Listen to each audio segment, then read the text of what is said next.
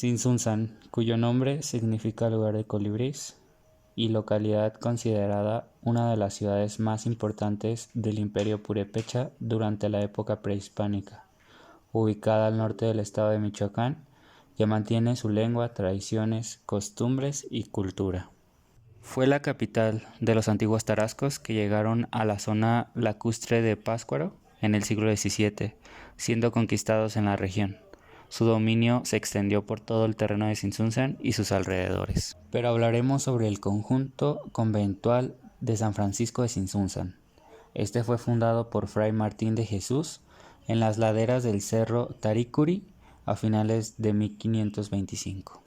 Alrededor de los años 1537, los franciscanos decidieron reconstruirlo en el valle donde ahora se encuentra, y desde entonces y en distintos momentos del periodo virreinal se construyeron, reconstruyeron, ampliaron, repararon o demolieron sus edificios y elementos arquitectónicos que lo componían.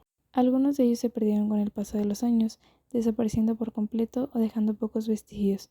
Otros cambiaron su uso en menor o mayor proporción, incorporando elementos que les permitió adaptarse a nuevas circunstancias y dinámicas sociales.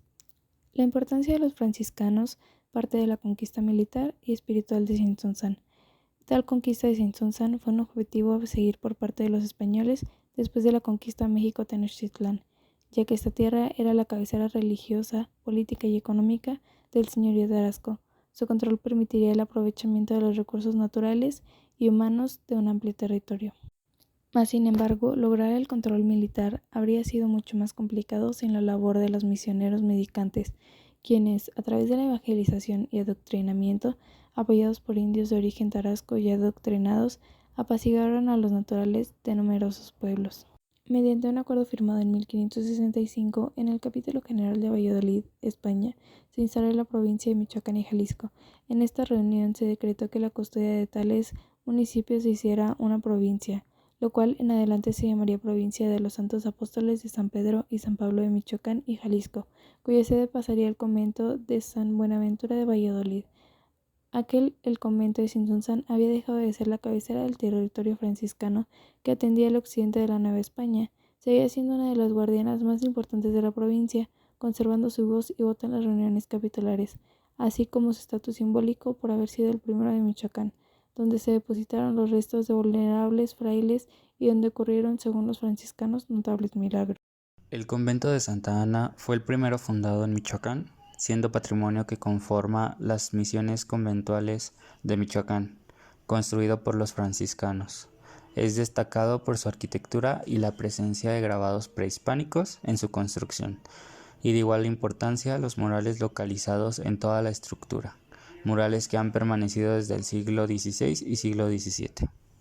Los primeros conventos eran construidos por los indios de cada pueblo, con indicaciones de los frailes, utilizando los materiales del lugar y sistemas constructivos de la región, como por ejemplo muros de piedra, cimentación de piedra, cubierta de madera, piso de piedra o madera, etc., siendo edificios más sencillos y pequeños. Uno de los más interesantes aspectos de este convento es el uso de las llamadas canamos, que son estas piedras reutilizadas de piezas prehispánicas de las pirámides de la zona arqueológica. La participación de los tarascos en el convento de Tzintzuntzan no solo puede identificarse en los materiales, las técnicas y el estilo, sino también en la expresión de sus conceptos y símbolos de una manera tan directa como lo fue la incorporación, en esta nueva arquitectura religiosa, de las mismas piedras con imágenes que antes decoraban las pirámides de su centro ceremonial antiguo. Son piedras de basalto pulidas y cortadas con precisión en ángulos rectos y formas rectangulares. Algunos tienen imágenes grabadas o en bajo relieve, y la mayoría son geométricas, como espirales de varios tipos y círculos combinados con líneas diversas. Apenas unas cuantas muestran diseños de apariencia humana. En el registro, efectuado en mayo del 2000 en las yacatas de la zona arqueológica y en el convento franciscano de Tzintzuntzan, se encontraron 52 lajas grabadas posteriormente. La indagación bibliográfica permitió agregar 6 a las 10 observadas en las pirámides. De este modo, del total de 58 janamos, 16 corresponden a las yacatas y 42 al convento. La fachada principal está formada con piedra de origen volcánico que muestra relieves parecidos a los de la zona arqueológica. Esta recibió un recubrimiento especial que busca evitar la humedad directa. Integrada a la fachada principal del conjunto, como testimonio de la era evangelizadora, encontramos la capilla abierta, en la que fueron conservadas las piedras talladas con formas de veneras bautismales y caras de ángeles. De igual modo, los detalles de la mampostería recuperaron su recubrimiento original a base de cal y residuos orgánicos. A partir del siglo XIX quedaron cubiertas con numerosas pinturas y murales que decoraban los muros. Luego de la restauración del inmueble podemos observar escenas inspiradas en santos. En los espacios públicos están el atrio, el templo, las capillas abiertas y el hospital. El atrio es considerado uno de los más grandes de la provincia de Michoacán, con más de 15,000 metros cuadrados, ideal para la población del lugar. En este lugar encontramos grandes jardines, divididos por pasillos y andadores, que dan guía a las personas aparte de la vegetación. Durante el recorrido de este atrio se encuentran pequeñas capillas, donde montan las figuras en peregrinaciones.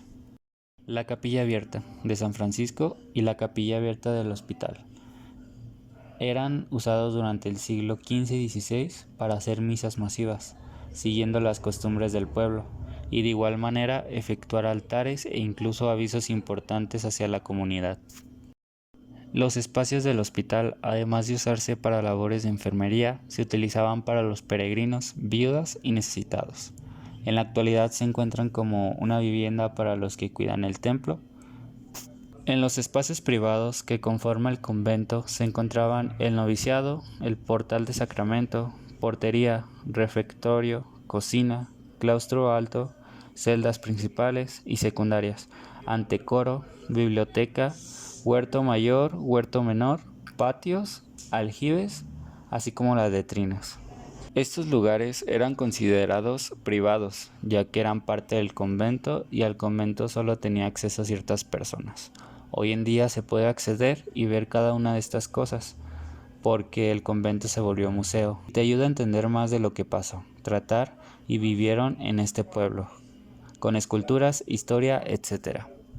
En la parte de los templos se encuentran dos, que de igual manera dan un servicio a la comunidad para sus culturas, misas. Para mediados del siglo XVII, el Hospital de Indios, instalado en el siglo antes, seguía en funcionamiento. La Capilla de la Concepción había sido reconstruida en 1619.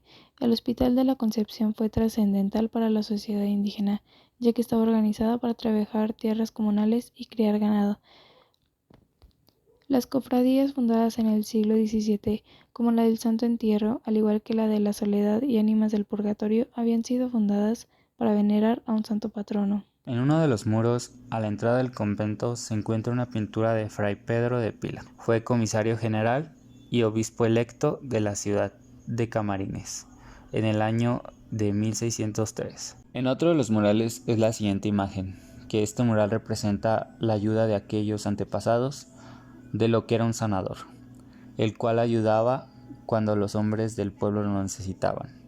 Y entre estos murales se expresan los pensamientos e historia de aquel pueblo. Como reflexión final del video, vemos cómo este convento es importante tanto para el pueblo como para el resto de personas que lo visitan, ya que nos ayuda a ver cómo eran antes nuestras raíces, nuestros antepasados y la forma en la que construían, que es lo más importante en esta parte, y la importancia también que tenía la historia